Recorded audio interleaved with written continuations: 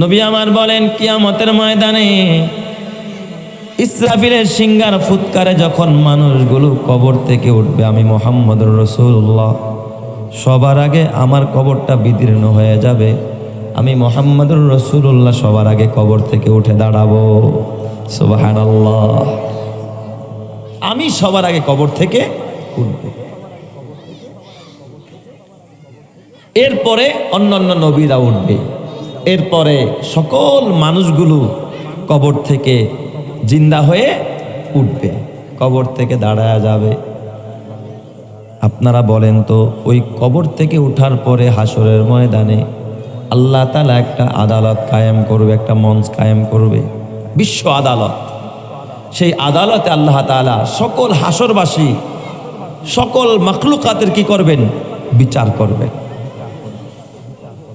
আল্লাহর আদালতে হিসাব না দিয়া, আল্লাহ তাআলার এই আদালতে হাজিরা না দিয়া পার হওয়ার মতো ক্ষমতা কারো নাই। না ফাঁকি দিতে পারবেন? আল্লাহর চোখ থেকে ফাঁকি দেওয়ার ক্ষমতা কারো নাই। সবারই হিসাব দেওয়া লাগবে, আল্লাহর আদালতে দাঁড়াইতে হবে। পশু পাখিরাও হিসাব দিবে, তাদের হিসাব শর্ট হবে, এত লম্বা হিসাব হবে না, শুধু জুলুমের বিচার হবে। শক্তিশালী গরুটাই দুর্বল গরুরে গুতা দিছে, বলবে, এই দুর্বল গরু, তোরে আজকে শক্তি দিয়া দিলাম, তুই সবলটারে আজকে একটা গুতা মাইরা দে।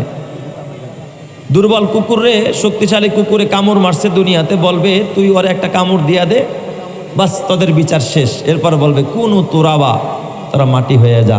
সব কি হয়ে যাবে? মাটি হয়ে যাবে। কিন্তু মানুষের হিসাব কি এত সহজ হবে নাকি? কথা বলেন। মানুষের পুঙ্খানো হিসাব হবে কিয়ামতের ময়দানে। ওই কথাটাই আল্লাহ তাআলা সূরা জিলজালের শেষ আয়াতের মধ্যে আল্লাহ তাআলা বলেন, আল্লাহ তাআলা বলেন, ফামান ইয়ামাল মিসকালা দাররাতিন খায়রান ইয়ারা। এই জমিনে যারা এক জাররা অনুপরিমাণ ভালো কাজ করেছে, ওইটাও তারা কিয়ামতের ময়দানে দেখতে পাবে। এই যে আপনারা এখানে আসছেন, বসছেন, এইটাও কিয়ামতের ময়দান আল্লাহ লাইভ ভিডিও দেখায়া দিবে। এই যে দেখ, তুই 11 তারিখের মাহফিলে অমুক জায়গার অমুক মাদ্রাসার মাহফিলে তুই বৈশা বৈশা কোরআন শুনছিলি, এটা আল্লাহ তাআলা লাইভ ভিডিও সেদিন দেখায়া দিবে। ফামান ইয়ামাল মিসকালা দাররাতিন খায়রান ইয়ারা, ভালোটাও দেখবে। ওয়ামান ইয়ামাল মিসকালা যাররাতিন শাররান ইয়ারা। আল্লাহ তাআলা বলবে যে ঘরের দরজা লাগায়া কম্বল মুড়া দিয়া বান্ধবীর সাথে যে চ্যাটিং করছিলি, দেখ তার লাইভ ভিডিওটা দেখ। অন্দর মহলে গুনাহ করছিলি, রিমোট ঘুরে ঘুরে ছায়া ছবি দেখছিলি, বাংলা সিনেমা দেখছস, হিন্দি দেখছস, হলিউড দেখছস, বলিউড দেখছস, দুনিয়ার কেউ দেখে নাই, কিন্তু আমি আল্লাহ তো দেখেছি। বলেন তো, যেটা পৃথিবীর কেউ দেখে না সেটাও দেখেন যিনি, তিনি কে? ওয়া হুয়া মাআকুম আইনামা কুনতুম। বান্দা তুমি যেখানেই থাকো না কেন, তোমার সাথে আছেন যিনি, তিনি কে? আরো জোরে বলতে হবে, তিনি কে? আল্লাহ। আল্লাহ তাআলা ভালো করলেও হিসাব নিবে, মন্দ করলেও কি নিবে? হিসাব। এই জন্য কোরআনে কারিম খুলে দেখেন, কোরআনের ভিতরে সবচেয়ে মুকাররার আয়াত, যে আয়াতগুলো কোরআনের ভিতরে বারংবার পঠিত, সবচেয়ে আলেম ওলামারা ভালো বুঝবে। মুকাররার আয়াতের মধ্যে একটা আয়াত আছে, আল্লাহ তাআলা কোরআনের মধ্যে একটা আয়াতকে আল্লাহ তাআলা 32 বার উল্লেখ করেছেন। জোরে করেন আল্লাহু আকবার। কোরআনের মধ্যে এক আয়াত আল্লাহ কয়বার উল্লেখ করছে? 32 বার। কেন এক কথা 32 বার বলার দরকারটা কি ছিল? ওই আয়াতটা কি জানেননি? সূরাতুর রহমানের মধ্যে আপনারা পড়েন, ফাবি আইয়ি আলা রাব্বিকুমা তুকাজ্জিবান। 1-2 আয়াত পরপরই কি ফাবি আইয়ি আলা রাব্বিকুমা তুকাজ্জিবান, তোমরা তোমাদের রবের কোন কোন নিয়ামতকে অস্বীকার করতে পারবা? বলো। কি বলেন, রবের নিয়ামতকে অস্বীকার করা যাবে? রব এত নিয়ামত দিয়েছে, বারবার বলার কারণ একটাই, যে নিয়ামতকে অস্বীকার করার মতো ক্ষমতা কোনো মানব দানব কোনো সৃষ্টিকুলের নাই। কথা ঠিক না ব্যাঠিক? যারা আল্লাহর নিয়ামত ছাড়া কি আপনি এখানে বসতে পারছেন? আল্লাহ চাইলে তো শ্বাসরুদ্ধ করে আপনাকে এখনই মৃত্যু দিতে পারে, এই ক্ষমতা আমার আল্লাহর আছে না নাই? যে আল্লাহ মায়ের পেটে বাঁচায়, যে আল্লাহ মায়ের পেটে সন্তানকে বাঁচায়, দেখো না তোমরা দুনিয়ার সামান্য বিপদে পড়লে একটা মানুষকে তোমরা বাঁচাইতে পারো না। এই যে রাজশাহীর ঘটনা 2 দিন যাবত আপনারা দেখতেছেন, আলোড়ন সৃষ্টি করেছে যেই ঘটনা, শিশু একটা বাচ্চা 2 বছরের বাচ্চা পাইপের মধ্যে পড়ে গেছে। দেখছেন কি এক হৃদয় বিদারক ঘটনা বলেন। এই শিশু বাচ্চার মায়ের আর্তনাদ, আকাশ বাতাস ভারী হয়ে গেছে। আল্লাহ, এই মা কাঁদে আর বলে, আল্লাহ গো, আমার 2 বছরের বাচ্চা সাজিদ তার নাম, এই সাজিদ এবং তার আরেকটা বাচ্চা নিয়ে এই মা রাস্তায় হাঁটতেছিল। মানুষ খড়কুটা নাড়ছে। ওই যে ইরিদান খেতে যে পানি দেয়, পাইপ আছে না, 40 ফিট গভীর, প্রায় 8 ইঞ্চি চওড়া গর্তটা। 2 বছরের বাচ্চা খড়কুটা দিয়ে রাখছে পাইপের উপরে, বুঝতে পারে নাই। পাড়া দিছে তো পা ভিতরে চলে গেছে, বাচ্চাটাও ভিতরে চলে গেছে। মা তো সামনে হাঁটতেছে, মনে করছে বাচ্চা আমার পাশে পাশে আসতেছে। হঠাৎ মা তাকায়া দেখে পিছন থেকে সাজিদ ডাকতেছে, আম্মু বাঁচাও, আম্মু আম্মু বলে ডাকতেছে। কিরে বাচ্চা দেখা যায় না, আম্মু বলতেছে কোথায়? তাকায়া দেখে পাইপের ভিতর থেকে আম্মুর ডাক আসতেছে। একজন মা কিভাবে সহ্য করে এই দৃশ্য? বাচ্চা ভিতরে পড়ে গেছে আর মা মা বলে ডাকতেছে। যেই মা দীর্ঘ 10টি মাস বাচ্চাকে পেটে ধারণ করলো, মা রক্তাক্ত হয়ে বাচ্চাকে দুনিয়ার মুখ দেখাইল, ওই বাচ্চা যখন মায়ের চোখের সামনে এই রকমের বিপদে পড়ে যায়, একজন মা কিন্তু মানসিকভাবে স্বাভাবিক থাকতে পারে না। এই বাচ্চার মা কাঁদতেছিল আর বলতেছিল, আমার বাচ্চাটা। সকালবেলা আমার শ্বশুর আব্বা সাজিদের দাদা, এই বাচ্চাটার 2 দিন যাবত নাকি জ্বর, বলছে নাতিরে বাজারে নিয়ে যাই, ডাক্তার দেখায় ওষুধ কিনা দেই, কিন্তু মা দেয় নাই। মা নিজে গিয়া ঔষধ আইন না বাচ্চারে সকালবেলা ঔষধও খাওয়াইছে। গায়ের মধ্যে 2 দিন যাবত জ্বর, বাচ্চা মানুষ, ঠান্ডা জ্বর আছে।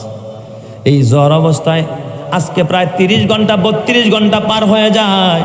ফায়ার সার্ভিসের 3টা ইউনিট চতুর্দিক দিয়া গর্ত কইরা তারা চেষ্টা করতেছে বাচ্চাটাকে অক্ষত জীবিত উঠানোর জন্য। ক্যামেরা ছেড়েছে, কিন্তু ক্যামেরা 35 ফিট নিচে গিয়া আর যায় না। হয়তোবা খড়কুটা ওই জায়গায় গিয়ে আটকায় গেছে বা মাটি পরে আটকায় গেছে। বাচ্চাটা কোথায় আছে এখনো পর্যন্ত তারা হদিস পায় নাই। 40 ফিট নিচে তোমরা হদিস পাও না। আর আমার আল্লাহ মায়ের পেটে, মায়েরও কোনো হাত নাই, বাবারও হাত নাই, ধনীরও হাত নাই, গরিবেরও হাত নাই। আমার আল্লাহ ওই জায়গায়ও পানির ভিতরে চুবন্ত একটা বাচ্চাকে আল্লাহ তাআলা জিন্দা রাখে। চিৎকার মেরে কন্যা আল্লাহু আকবার। দুনিয়ার ভিতরে মানুষ পানিতে বললে বাইচা থাকে না, মইরা যায়। কিন্তু আপনারা জানেন মায়ের পেটের বাচ্চাটা কি শুকনায় থাকে না পানিতে? কথা কয় না, পুরা পানির ভিতরে বাচ্চাটা চুবানো, ডুবানো বাচ্চাটা পানির ভিতরে। দেখছেন আল্লাহর কুদরতটা কি? এই পানি দুনিয়ায় আসলে, এই জন্যই তো বলে মায়ের রেহেমের পানি যখন শুকায়া যায়, মায়ের পানি শুকায়া গেলে বাচ্চার জন্য বড় ক্ষতির কারণ হয়ে যায়।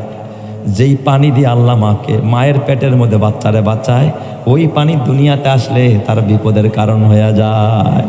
তুকু যাওয়া সুন্নতে আহমদ কুজা, তুকু যাওয়া সুন্নতে আহমদ কুজা, বা মোহাম্মদ কাইসাওয়াদে নিসবত তোরা। এই সাজিদ যদি পানির ভিতরে পড়ে থাকে, বলেন তো পাইপের ভিতরে যদি পানি থাকে বাঁচার সম্ভাবনা নাই।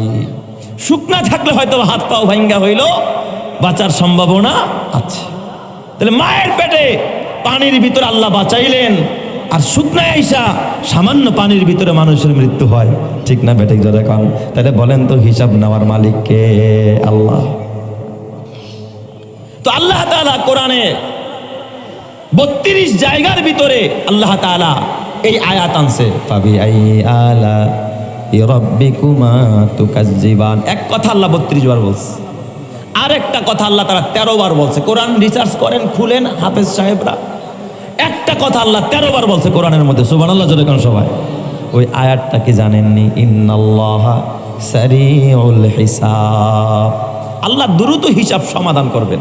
সুবহানাল্লাহ জোরে কোন সবাই। আমাদের দেশে দেখবেন একটা মামলা হলে আর যদি আদালত করে জমি জমার মামলা হয়, আর 14 গোষ্ঠী শেষ হইলো মামলা কি হয় না, নিষ্পত্তি হয় না। তো এই দুনিয়ার একটা মামলায় এত সময় দেওয়া লাগে, কিয়ামতের ময়দানে বলেন তো আপনার আমার বিরুদ্ধে কতগুলো মামলা জমছে। আল্লাহ যদি সবাইরে খালি 1 মিনিট করে সময় দেয় আর বলে আশুলিয়ার লোকজন আসো, তোমাদের হিসাবটা আগে নেই, তাহলে হিসাব কি শুধু 100 বছরের মধ্যে যারা আছে তাদেরটা হবে, না 1000 বছর আগে যারা মারা গেছে তাদেরটাও হবে? আবার কিয়ামত পর্যন্ত যারা আসবে তাদেরটাও হবে। তাইলে বলেন শুধু আশুলিয়াবাসীর হিসাব যদি আল্লাহ তাআলা ময়দানে মাহশারে নিতে হয়, তাহলে তো কয়েক হাজার ঘন্টা লাগবে শুধু আশুলিয়াবাসীর হিসাব নিতে। কথাটা আমার বুঝেন নাই? কি 1 ঘন্টা করে সময় দিছি, কতক্ষণ করে দিছি? 1 মিনিট। ওনারে 1 মিনিট, ওনারে 1 মিনিট, সবাই 1 মিনিট করে হিসাব করেন। কত লক্ষ মানুষ আছে আশুলিয়ার ভিতরে, তাহলে হিসাব তো শুধু আশুলিয়াবাসীরই হবে। কথা বোঝে নাই? হিসাব কাদের হবে? সারা বাংলাদেশের হবে? শুধু বাংলাদেশেরই হবে নাকি গোটা পৃথিবীর মানুষের হবে? এখন যারা মারা গেছে এদের নয়, বরং অতীতেও যারা আদম থেকে নিয়ে কিয়ামত পর্যন্ত যারা আসবে তাদের সকলের কি হবে? হিসাব হবে। তো 1 মিনিট করে সময় যদি প্রত্যেককে দেওয়া হয়, তাহলে কত হাজার বছর লাগবে হিসাব নিতে, চিন্তা করেন। আল্লাহ কয় বান্দা ভয় পাইস না, না না না, আমি দুনিয়ার বিচারকদের মতো না যে ঘুষ খায়া খালি পাতা উল্টায়া তারিখ ফালায়া দিব, যা আগামী মাসের এত তারিখে তোর ডেট পড়ছে। খায়া খায়া খালি পাতা উল্টায় আর খালি ডেট ফালায়। আল্লাহকে আমি ডেট ফালাবো না, আমি শুধু মামলা নিয়ে তোরে ঘুরাবো না, আদালতে আদালতে ঘুরাবো না। এমনও মানুষ আছে উকিলরে টাকা দিতে দিতে পকেট খালি হয়ে যায়, আছে না নাই? কথা কয় না? আল্লাহকে আমি তোর এত ঘুরাবো না। ইন্নাল্লাহ সারিউল হিসাব, আমি আল্লাহ তাআলা অতি দ্রুত হিসাব কমপ্লিট করব। চিৎকার মেরে কন্না আল্লাহু আকবার। আরো জোরে বলেন আল্লাহু আকবার। আল্লাহ কত দ্রুত হিসাব কমপ্লিট করবেন?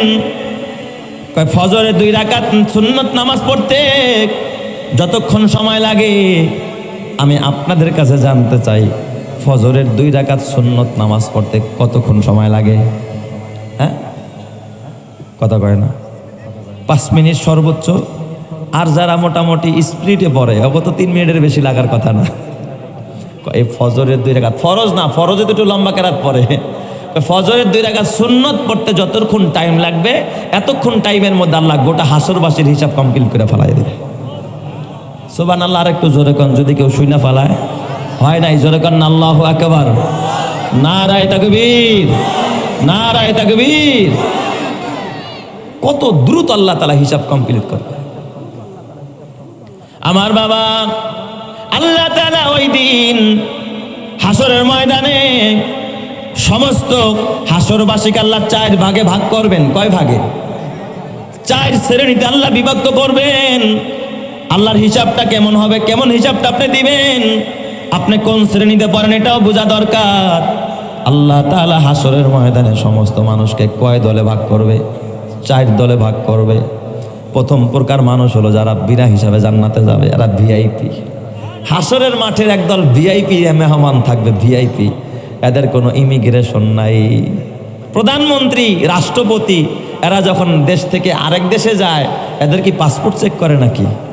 ইমিগ্রেশনে এরকম ধৈরা কোনখানে কি রাখছে, জুতা খোলেন, ঘড়ি খোলেন, ল্যাপটপ খোলেন, দেখি আপনি কোথাও কিছু আসেননি, হাত টান করে দাঁড়ান, এরপরে দেখে কোনখানে কি আছে, এগুলো চেক করে নাকি?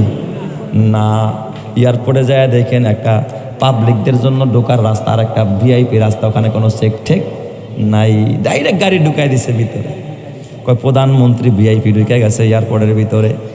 এবং দেখবেন রাষ্ট্রপতি যারা ডাইরেক্ট ঢুকে যায়, এদের কোনো চেক মেক লাগে না। এটা না বুঝলে আরেকটু সহজে বোঝায়। আমি গত কিছুদিন আগে আমার ওই সাভারে একটা প্রোগ্রাম ছিল, প্রোগ্রাম শেষ করে আমি মিরপুর 1 নম্বর সোনি হল দিয়ে এই রোড দিয়ে ঢুকতেছিলাম 10 হয়ে, আমি আমার গন্তব্যে 11 যাব। তো ওই দিন দেখি রাতের বেলায় সেনাবাহিনীদের ওখানে চেকপোস্ট বসছে পুরা রাস্তায়, কয়েকশো সেনাবাহিনী, কয়েকটা ব্যারিকেড। দূর থেকে দেখি একটা আতঙ্ক ভাব, দেখি সামনে গাড়ি অনেকগুলো সিরিয়ালে। তো আমাদেরও চিন্তা করলাম, না জানি কত সময় এখানে লেগে যায়, এক কাছে হিসাব নিকাশ দিয়ে ছাড়া তো সামনে যাওয়ার কোনো রাস্তাও নাই।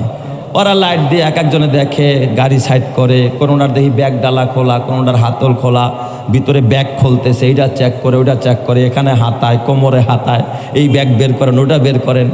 তো আমাদের গাড়ি ড্রাইভার সাহেব যখন সামনে যাচ্ছিল, একজন সেনাবাহিনীর একজন সদস্য শুধু লাইটটা মারছে, লাইটটা মেয়েরা কয়, হুজুর যান, হুজুর যান, আপনাদের চেক করা লাগবে না। সুবহানাল্লাহ বলতে ইচ্ছা হয় না আপনাদের? হুজুররা ভিআইপি, আবার কি চেক করবো, এরা হুজুর মানুষ। সুবহানাল্লাহ যেরকম সবাই। হাসরের ময়দানে কিছু ভিআইপি থাকবে, ভিআইপি। এই ভিআইপিদের কি হবে না, কোনো হিসাব হবে না, শুধু দাঁড়াবে, আল্লাহ বলবে এই গেট খুলে দাও, এই মেহমানদেরকে জান্নাতে নিয়ে মেহমানদারি আরম্ভ করে দাও। সুবহানাল্লাহ বলতে ইচ্ছে হয় না আপনাদের? জোরে কর না আল্লাহু আকবার। এই ভিআইপি হতে কি আপনাদের মন চায় না? এরা বিনা হিসাবে জান্নাতে যাবে, কোনো হিসাব নিকাশ নাই, কোনো হিসাব নিকাশ নাই। কি করছস, কেন করছস, কতটুকু করছস, কোনো হিসাব নিবে না। খালি আল্লাহ দেখবে আর বলবে ইনতালিকু মাগফুরান লাকুম, যাও, এই গেটগুলো খুলে দাও, আমার এই মেহমানদেরকে জান্নাতের মেহমানদারি শুরু করে দাও। সুবহানাল্লাহ। আল্লাহ ওই ভিআইপিদের দলভুক্ত আমাদের করে দাও, জোরে কোন আমিন। এরা কারা হবে একটু পরিচয় না দিলে তো আপনারা বুঝবেন না যে হুজুর আমরা কি ওই ভিআইপির দলে আছি কিনা। আপনাদের কাছকে ভিআইপি বানায় দিয়া যাবো ইনশাল্লাহ, বলেন সবাই, আরে জোরে কর না ইনশাল্লাহ। এই ভিআইপি দলে থাকবেন কারা কারা, একটু হাত দেখান তো ইনশাল্লাহ। নারায়ে তাকবীর। আল্লাহ তুমি সবাইকে হাসরের ময়দানের ভিআইপি বানায়া বিনা হিসাবে জান্নাত দিও, জোরে কোন আমিন। মাশাআল্লাহ, হাত নামায়। ভিআইপি হবে তারা যাদের আমল নামায় কোনো গুনাহ থাকবে না। ভিআইপি হবে কারা? যাদের আমল নামায় কোনো গুনাহ থাকবে না। এরা হবে জান্নাতে হাসরের ময়দানের ভিআইপি মানুষ। আপনাদের মনটা একটু খারাপ হয়ে গেছে, আমিও জানি, কারণ গুনাহ কম বেশি আমারও আছে, আপনারও আছে না নাই? গুনাহ ছাড়া কি এখানে কেউ আছেন নাকি? গুনাহ ছাড়া কেউ আছেন? কথা কয় না, গুনাহ ছাড়া কেউ আছেন? গুনাহ ছাড়া কোনো মানুষ এখানে নাই। তাইলে আমরা তো ভিআইপি কাতারে পড়ব না। কয় না না না, ওই মানুষটাও ভিআইপির কাতারে পড়ে যাবে যেই মানুষটা আমল নামায় গুনাহ ছিল, অতীত জীবনে গুনাহ ছিল, কিন্তু তওবা কইরা সব গুনাহ মাফ কইরা ফেলাইছে। একটু আশা জাগতেছে না? জাগবে, সামনে আরো জাগবে। ওই মানুষটাও ভিআইপিদের দলভুক্ত হয়ে যাবে যেই মানুষটার আমল নামায় গুনাহ ছিল, কিন্তু তওবা কইরা গুনাহ কি করাইছে, মাফ কইরা ফেলাইছে। কেউ যদি তওবা করে, খাঁটি দিলে তওবা করে, আল্লাহর কাছে ক্ষমা চায়, তার আমল নামায় কোনো গুনাহ থাকে না, ওই মানুষটা গুনাহমুক্ত হয়ে যায়। যেমন সাহাবীদের জীবনী দেখেন, তারা ঈমান আনার আগে তাদের জীবনে, অনেকের জীবনে অনেক অপরাধ ছিল, অন্যায় ছিল, কিন্তু ঈমান আনার পর অনেকে তওবা করার পর আল্লাহ মাফ করে দিছে। সুবহানাল্লাহ যেরকম সবাই। তো যারা তওবা কইরা গুনাহ মাফ করাইতে পারছে, এরা একেবারে ভিআইপিদের কাতারে খোদার জান্নাতে চলে যাবে। জোরে কান্না আল্লাহু আকবার। গুনাহ আমাদের সবার আছে, কিন্তু গুনাহ মাফ করাইতে হবে। গুনাহ যদি মাফ করাইতে পারো, আল্লাহ তাআলা তওবাকারীকে ভালোবাসেন। ইন্নাল্লাহা ইউহিব্বুল মুতাতাহহিরিন, ইন্নাল্লাহা ইউহিব্বুত তাওয়াবিনা ওয়া ইউহিব্বুল মুতাতাহহিরিন। নিশ্চয় আল্লাহ তাআলা তওবাকারীকে ভালোবাসেন এবং যে পবিত্রতা হাসিল করে তারেও আল্লাহ ভালোবাসে। যে তওবা করবে, পবিত্রতা অর্জন করবে, এই মানুষগুলো আল্লাহ তাআলার মহব্বতের পাত্র হয়ে যাবে। এই মানুষগুলোকে আল্লাহ তাআলা ভিআইপি ভাবে খোদার জান্নাতে ঢুকায়া দিবে। যেরকম সুবহানাল্লাহ। নবীজি একদিন এই জান্নাতের ভিআইপি, হাসরের ময়দানের ভিআইপি যারা বিনা হিসাবে জান্নাতে যাবে, এদের নিয়ে আলোচনা করতেছিলেন। নবীজি এক পর্যায়ে বললেন, সাহাবীরা শোনো, আমার উম্মতের 70,000 মানুষ তারা ভিআইপি ভাবে হিসাব দেওয়া ছাড়াই খোদার জান্নাতে প্রবেশ করবে। আরেকটু জোরে কম সুবহানাল্লাহ। কত হাজার? 70,000। এই কথা যখন নবীজি বলছে, হযরতে ওমর দাঁড়ায় গেছে। ওমর দাঁড়ায় বলেন, ইয়া রাসূলুল্লাহ, ইয়া হাবিবাল্লাহ, আল্লাহ যখন বলেছে এই উম্মতের 70,000 মানুষকে আল্লাহ বিনা হিসাবে জান্নাত দিবে, তখন কি আপনি আল্লাহর কাছে কোনো আবদার জানান নাই যে আল্লাহ হবে না আরো চাই? আল্লাহ 70,000 নিলে, সাহাবী তো আমার 1.25 লক্ষ, তাহলে অন্যান্য মানুষরা কোথায় যাবে? 70,000 যদি বিনা হিসাবে ভিআইপি হয়ে জান্নাতে যায়, আপনার সাহাবী তো হবে 1.25 লক্ষ, তাহলে বাকিরা কই যাবে? আপনি কি আল্লাহর কাছে কিছু আবদার করেন নাই? হাদিস শরীফের মধ্যে আসছে, নবী যে ডাক দেয়া কয়, ওমর, তখন আমি সাথে সাথে আল্লাহরে বলছিলাম, আল্লাহ গো, শুধু 70,000 না, আমার আরো কিছু উম্মতরে ভিআইপি বানায় আপনি জান্নাত দিয়া দিয়েন। জোরে কোন সুবহানাল্লাহ। আল্লাহ তখন কি জবাব দিস? হযরত ওমর বললেন, আল্লাহ কি জবাব দিছে নবীজি?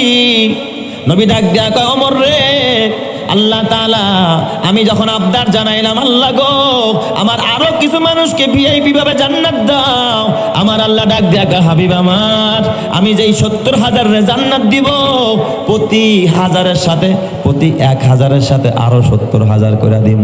সুবহানাল্লাহ। যারা কোন সবাই 1,000-এর সাথে আরো 70,000, আর 1,000-এর সাথে আরো 70,000, তার মানে 70,000 পূরণ 70,000। 70,000 রে যদি 70,000 দিয়া পূরণ দেন, গুণ দেন, তার ফল হবে 490 কোটি মানুষকে আল্লাহ তাআলা, 490 কোটি মানুষকে উম্মতে মুহাম্মাদের ভিতরে আল্লাহ তাআলা ভিআইপি ভাবে, আল্লাহ তাআলা কোনো ইমিগ্রেশন নাই, এদের কোনো চেকপোস্ট হবে না, এদের চেক করবে না, আমলনামা দেখবেন, আল্লাহ বিনা হিসাবে জান্নাত দিয়া দিবে। চিৎকার মেরে কান্না আল্লাহু আকবার। আরো জোরে বলেন আল্লাহু আকবার। তাহলে ভিআইপি হিসাবে এই উম্মতের কত মানুষ জান্নাতে যাবে?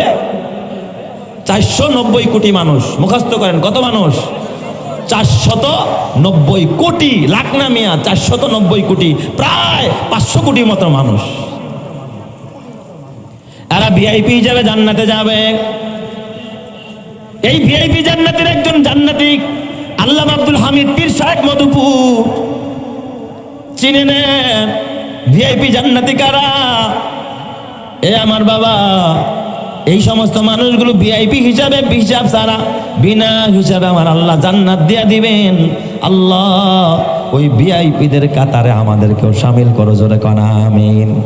তাহলে 4 প্রকারের মধ্যে এতক্ষণে কয় প্রকার বয়ান করলাম? 1 প্রকার। এটা হলো প্রথম প্রকার। তাইলে আমরা তো এই প্রকারের মধ্যে হইতে পারি, কি বলেন পারি না? শুধু চেষ্টা করলেই হয়, তওবাটা কইরা গুনাহগুলো মাফ করাইতে পারলেই আল্লাহর ভিআইপি মেহমান হয়ে খোদার জান্নাতে যাব। সুবহানাল্লাহ। যারা কাল সবাই তাহলে মরার আগে চেষ্টা করবো না। আর ভাই কবে মরবেন এটা তো আপনি জানেন না, কি বলেন জানেন? কাজের মেয়ের হাতে মা মেয়ে খুন হয়ে যায়, জীবনে ভাবতে পারছে সুখের জন্য কাজের মেয়ে নিছে ঘরের ভিতরে, ও যে আজরাইল হয়ে ঢুকবে এই মাও জানতো না, মেয়েও জানতো। আপনার মরণ যে কোথায়? বিদেশ গেছেন পয়সা কামাইতে, লাশ হইয়া ফিরছে, এমন ঘটনা আপনাদের এই এলাকায় আছে না নাই? রাস্তায় গেছে গন্তব্যের টাকা কামাইতে, কিন্তু লাশ হইয়া গাড়ির চাকার নিচে পড়ে লাশ হইয়া ফিরছে, এমন দৃষ্টান্ত আছে না নাই? 2 নম্বর, আরেক প্রকারের মানুষ যারা একেবারে বিনা হিসাবে জাহান্নামে যাবে, এরা হলো ভিআইপি জাহান্নামী। এরা কি? ভিআইপি জাহান্নামী, তার মানে একেবারে ডাইরেক্ট জাহান্নামে যাবে। এদের কোনো হিসাব নিকাশ হবে না, বলা হবে না এই বেটা এটা কেন করছো, এটা কেন করস নাই। ওরা দাঁড়াবে, আল্লাহ তাআলা বলবে খুজুহু, ধর। এই ফেরেশতারা কোথায়? খুজুহু, ধর, আরে ধর। ফাগুল্লুহু, এরপর হাতে বেরি লাগা। সুম্মা ফি সিলসিলাতিন যারউহা 70 জিরাআন ফাসলুকু, আল্লাহ বলবে 70 গজ সেকল, আগুনের সেকলটা দিয়ে ওদেরকে বাইন্দা ফেলা। হাতে সেকল লাগা, পায়ে সেকল লাগা। আল্লাহ তাআলা বলবে ফাওয়া রাব্বিকা লানাহশুরান্নাহুম ওয়াশ-শায়াতিনা লানুহদিরান্নাহুম হাওলা জাহান্নামা জিসিয়া, মাথাটা নিচে দিয়া পা দুটো উপরে দিয়া দিবে, জিহ্বাটা লম্বা হয়ে টানতে থাকবে, টাইনা হেসরা এই জাহান্নামী মানুষগুলো জাহান্নামে ফালায়া দেই। এরা বিনা হিসাবে জাহান্নামে চলে যাবে, এরা ভিআইপি জাহান্নামী। আমার বাবা বেজার হয়েন না, রাগ করেন না, আল্লাহ তুমি হেফাজত করো, জোরে কান আমিন। এরা কারা বিনা হিসাবে জাহান্নামে যাবে? কারা? যেই মানুষগুলো এই দুনিয়ার ভিতরে ঈমান আনে নাই, যারা কুফরি করেছে, অথবা ঈমান আনার পর যারা মুরতাদ হয়ে গেছে, অথবা ঈমানদার বলে পরিচয় দেয় কিন্তু কোরআনের বিধান মানে না। কোরআনের একটা বিধানকে যদি কেউ অস্বীকার করে, সেই মানুষটাও ভিআইপি জাহান্নামী হয়ে যাবে। এর মধ্যে এখানেও কিছু লোক আছে, এই এলাকায়ও আছে। আপনি ভাবতেছেন সে তো সভাপতি মসজিদের, আরে ও তো 3 বার হজ করছে, নামের শুরুতে আলহাজ টাইটেল লাগায়। অথচ দেখবেন এমন কথা বলে ফেলে কোরআনের একটা আয়াত অস্বীকার করছে। আর ইসলামে কোনো রাজনীতি নেই, এটা তো হারাম, এটা কেন হবে? বলেন আমার নবী রাজনীতি করছে কি করে নাই? মদিনা রাষ্ট্র আমার নবী চালাইছে কি চালায় নাই? যদি কেউ একটা আয়াতকে অস্বীকার করে, কোরআনের একটা আয়াত বেশি না। সহজে উদাহরণ দেই, আপনি অজু করতেছেন, অজু করতে যাইয়া মুখ ধুইছেন, হাত ধুইছেন, মাথা মাসে করছেন, ফরজ কয়টা আদায় হয়েছে? 3টা। আর বাকি আছে কয়টা? শুধু পাও ধোয়া। পাও ধন নাই, মাঝখান দিয়ে একটা বায়ু ছাইরা দিছেন, এরপরে পাওটা ধুইয়া ফেলাইছেন, অজু হয়ে গেছে না? 3 অঙ্গ দিয়ে ধুইয়া লাইছেন আপনি। সভাপতি হয়েছেন মসজিদের, তারপরে বড় একটা মসজিদ বানায় দিয়েছেন, তাহলে আপনি কেন কি খারাপ কামটা কি করলেন? হাত ধুইছেন, মুখ ধুইছেন, মাথা মাসে করছেন, 3টা তো করেই ফেলাইছেন, খালি একটা না বাকি আছে। কি হয়েছে? একটা না করলাম। হ্যাঁ, ওই যে মাঝখানে বায়ু একটা ছাড়ছেন, এই এক বায়ুতে পুরো আপনার অজু কি হয়ে গেছে? নষ্ট হয়ে গেছে। আপনি যতই মডেল বানান আর ফডেল বানান, যা কিছুই বানান না কেন, এমন এক কথা বলছেন, এক কথা দ্বারা ইমান চলে গেছে, আপনি বেঈমান হয়ে গেছেন, মুরতাদ হয়ে গেছেন। আপনি মরতে দেরি হবে, হাসরের ময়দানে দাঁড়াবেন। আল্লাহ তাআলা কোনো ইমিগ্রেশনে দাঁড় করাবে না, কোনো হিসাবও নেবে না। আল্লাহ বলবে না এটা কেন করছো, এটা কেন করস নাই। আল্লাহ তাআলা বলবে খুযুহু ফাগুল্লুহু সুম্মাল জাহিমা সল্লু, ধর ওরে ধর, ধইরা জাহান্নামের মধ্যে ভর। কথা ঠিক না ব্যাঠিক? জোরে কার। আল্লাহ হেফাজত করুক, জোরে কার আমিন। এই রকমের কিছু জাহান্নামী এই সমাজে মনে হয় নাই। সাবধান হয়ে যান। শুধু কাফের হইলেই বিনা হিসাবে জাহান্নামে যাবে তা না। আপনি এমন কথা কইছেন, মোল্লারাই ভালো না, ইমান চলে গেছে। সব মানেন, কোরআনের একটা আয়াত মানেন না। কোরআন আল্লাহ তাআলা বলে বিধান চলবে কার? সর্বময় ক্ষমতার মালিক কে? অতীত আপনারা দেখেছেন হেফাজতে ইসলামের 13 দফা দাবির মধ্যে একটা দাবি ছিল আল্লাহর প্রতি পূর্ণ আস্থা রাখা, পূর্ণ ভরসা রাখা। এটাকে যদি বলে না এই দফা আমি মানি না, আল্লাহ মানি না, কিসের আল্লাহর উপর ভরসা? জনগণ ক্ষমতার উৎস। ইমান আছে ওর? তাহলে জনগণ নিয়ে পারলে ভূমিকম্প ঠেকা, সব ঠেকা। কালকে আল্লাহ সূর্যটা বন্ধ করে দেখ, উঠা পারলে তোর 14 গোষ্ঠী নিয়ে যা, দেখ সূর্যটারে তুই উঠাইতে পারস নি। তুই কে, তোর বাপ কে, তোর 14 গোষ্ঠীও পারবে না। কথা ঠিক না ব্যাঠিক? যা দেখা। তাহলে সর্বময় ক্ষমতার মালিক কে? তাহলে কেউ যদি বলে না সর্বময় ক্ষমতার মালিক আল্লাহ না, সর্বময় ক্ষমতার মালিক হলো জনগণ, ইমান আসেনি। তাহলে এই ভিআইপি জাহান্নামী। কথা কয় না কে? ও আজ ভালো লাগবো না, আমি ভালো করেই জানি। এরা ভিআইপি জাহান্নামী, ডাইরেক্ট জাহান্নামে দিয়ে দিবে আল্লাহ তাআলা, কোনো জবাব নাই। কারণ মুরতাদ, আর ঈমান নাই, কিসের আবার হিসাব নিকাশ?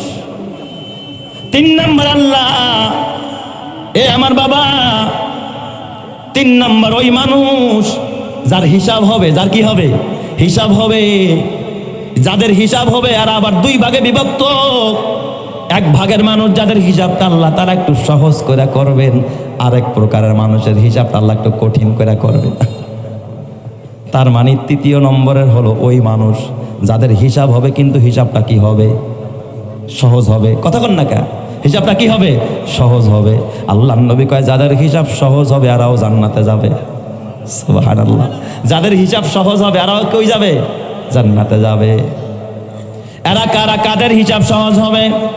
আল্লাহ তাআলা কিয়ামতের ময়দানে কিছু মানুষ দাঁড় করাবে যাদের আমলনামায় গুনাহও আছে, নেকিও আছে। আল্লাহ তাআলা 3টা দপ্তর পেশ করবে। একটা হলো নেকির দপ্তর, আরেকটা হলো গুনার দপ্তর, আরেকটা হলো নিয়ামতের দপ্তর। এই যে পানি খাইছেন, শ্বাস প্রশ্বাস নিছেন, এগুলো আল্লাহর নিয়ামত। সুম্মা লাতুসআলুন্না ইয়াউমা ইযিন আনিন নাঈম। প্রত্যেকটা নিয়ামতের হিসাব আল্লাহ তাআলা কিয়ামতে আপনার কাছ থেকে নিবে। এই 3টা দপ্তর পেশ করবে আল্লাহ তাআলা। 3টা দপ্তর পেশ করে আপনারা দেখছেন ইমিগ্রেশনের মধ্যে নারীদেরকে কি সবার সামনে চেক করে নাকি? একটা পর্দা ঘেরা জায়গার মধ্যে নিয়ে আর একটা মহিলায় ওরে যেমনে খুশি অমনে কি করতে পারে? চেক করতে পারে। হাসরের ময়দান আল্লাহ তাআলা এদেরকে সহজ হিসাব নেবে। গোপন জায়গার ভিতরে ওর পাশে আর কেউ থাকবে না, একটা পর্দা ঘেরা জায়গার ভিতরে ও দেখবে আমার আল্লাহ কুদরতিভাবে ওর সামনে এসে দাঁড়ায় গেছে। আল্লাহ তাআলা ছাড়া আর ও ছাড়া পৃথিবীর কেউ নাই। সুবহানাল্লাহ। আল্লাহ তাআলা 3টা আমলনামা পেশ করবে।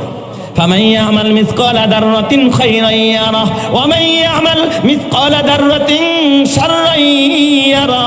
আল্লাহ আমলনামা পেশ করে বলবে বান্দা এটা তোর নেকির আমলনামা, নেকির দপ্তর, এটা তোর গুনার দপ্তর, এটা তোর ওই যে নিয়ামতের দপ্তর। কয় গ্লাস পানি খাইছস, কয়টা মুরগি জবাই দিছস, কয় কেজি গরুর মাংস খাইছস, কতটা রাধা হাঁস ধরে খাইছস, পাতি হাঁস খাইছস, কয়টা পোল্ট্রি মুরগি খাইছস, সব রেকর্ড আল্লাহ তাআলা কিয়ামতের ময়দানে আদালতে আলিয়ার মধ্যে পেশ করবে। কথা ঠিক না ব্যাঠিক জোরে কান। আপনি ভাইবেন না ছাগলটা ম্যামা করে কানছিল, এরপরে ওরে কিন্তু বাঁচতে দেন নাই, ছুরিটা চালায়া দিয়া জবাই করে গোস্তগুলোরে বারবিকিউ করে খাইছেন। ভাইবেন না এটার বিরুদ্ধে কোনো মামলা হবে না, ওইটাও আল্লাহ তাআলা পেশ করবে। এই যে আমার ছাগলটারে অনুগত বানাই দিছিলাম, ছাগলের গোস্তগুলো খাইছিলি, মুরগিটারে 3 গ্রাম ধইরা জাল দিয়া ঝাঁকি জাল মাইরা তারপরে ধরছিলি, ও ধরা দিতে চায় নাই, তারপরে জবাই করে খাইছস। রানগুলো কেমনে চাবাইছস জবাব দিয়া যা, এর বিনিময়ে আমার কি দিবি? আল্লাহ তারা অন্দরমহলের ভিতরে কাউকে দেখতে দিবে না। আল্লাহ ডাক দিয়া কয় বান্দারে এইগুলো তোর নিয়ামত, এই যে এতগুলো খাইছস, চিকেন ফ্রাই খাইছস, ভাজি খাইছস, সবজি খাইছস, এত লিটার পানি খাইছস, এত কেজি দুধ খাইছস, এত কেজি গরুর গোশ, এত কেজি খাসির গোশ, এ বান্দা এইগুলোর বিনিময়ে আমি আল্লাহরে কি দিবি? যা যা, এই নিয়ামতের বিনিময় তার নেকিগুলো আমি নিয়ে নিলাম, এখন আছে বাকি শুধু গুনাহ। বান্দা হাউমাউ করে কাঁদতে থাকবে যে নিয়ামতের বিনিময়ে আল্লাহ তাআলা নেকি নিয়ে গেল, তাইলে তো গুনার বিনিময় এখন জাহান্নাম ছাড়া কোনো রাস্তা না।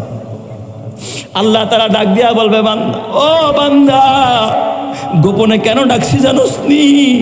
দুনিয়ার ভিতরে তুই যে এই অপরাধগুলো করছিলি, ঘরের ভিতরে বৈশা তোর অপরাধের কথা তোর বিবি জানে না, জানলে তোর স্বামী বলে পরিচয় দিত না, তোর গুনাহ তোর ভাই জানে না, তোর বাবা জানে না, সমাজের মানুষ জানে না, আমি আল্লাহ গোপন করছিলাম। যা যা, আজকে তোর গুনাহগুলো আমি ঢাইকা দিলাম। ইনতালিকু মাগফুরান লাকুম, বান্দা যা, আমি তোরে ক্ষমা করে জান্নাত দিয়া দিলাম, তোর গুনাহগুলো মাফ করে দিলাম। এই মানুষটার সহজ হিসাব হবে, আমি দয়া করে জান্নাত দিয়া দিলাম, এই মানুষটাও খোদার জান্নাতে চলে যাবে। চিৎকার মেরে কন্যা আল্লাহু আকবার। ঈমানের পথে অবিচল থেকে আমার মরণ যেন হয়, তোমারই কাছে মিনতি আমার, তোমারই কাছে মিনতি আমার, মহামহিম দয়াময়। ঈমানের পথে অবিচল থেকে আমার মরণ যেন হয়, প্রতিদিন মিথ্যের মুখোমুখি হয়, বেদিন ফাসেকেরা করে হইচই, আজাজিল এসে গোমরাহি সুর গানে করে তুলে মোহময়। ঈমানের পথে অবিচল থেকে আমার মরণ যেন হয়। জোরে জোরে কান আমিন। এরাও জান্নাতে চলে যাবে, এদের হিসাবটা সহজ হয়ে যাবে। এই জন্য নবী আমার মা আয়েশা বলেন, আমার নবী এমন কোন দোয়া নাই, এমন কোন মোনাজাত নাই, এমন কোন নামাজ নাই যেই নামাজের পরে আমার নবী দোয়া করে নাই আল্লাহুম্মা হাসিবনি হিসাবান ইয়াসিরা, আয় আল্লাহ তুমি আমার হিসাবটারে একটু সহজ করে দিও, আল্লাহ আমার হিসাবটারে সহজ করে দিও। যার হিসাব সহজ হবে ওই মানুষটাও খোদার জান্নাতে যাবে। তাইলে বলেন তো বুঝা থাকলে 3 নম্বরের মানুষগুলো কোথায় যাবে?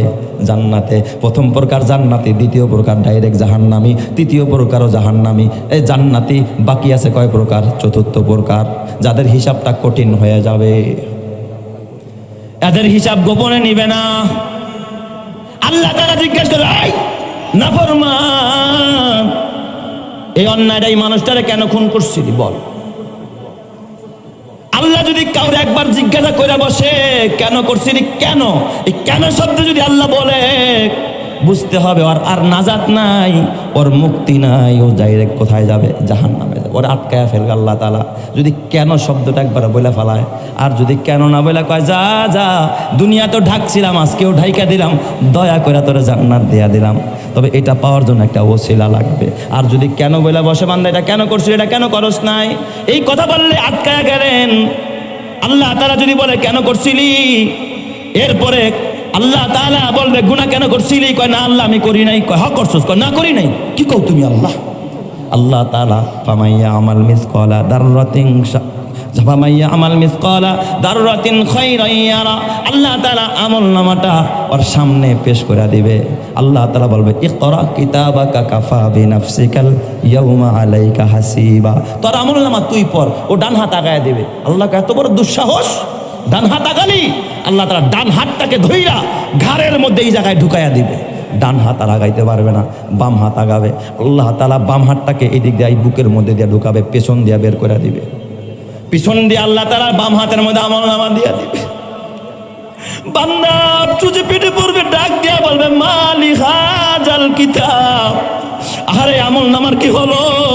ওই যে একদিন মোবাইলের মধ্যে খালি একটা SMS করছিলাম, মালি হাজাল কিতাব লা ইউগাদিরু সগীরাতাও ওয়ালা কাবীরাতান ইল্লা আহসাহা। আল্লাহ গো, ছোট থেকে খালি অন্তরে কল্পনা করছিলাম, গুনাহটা করি নাই, খালি কল্পনা করছিলাম, এইটাও দেখি লেখা রাখছে। আল্লাহ এটা কেমন আমলনামা, কিছুই তো ছাড়ে নাই, আজকে বাঁচার কোনো উপায় নাই।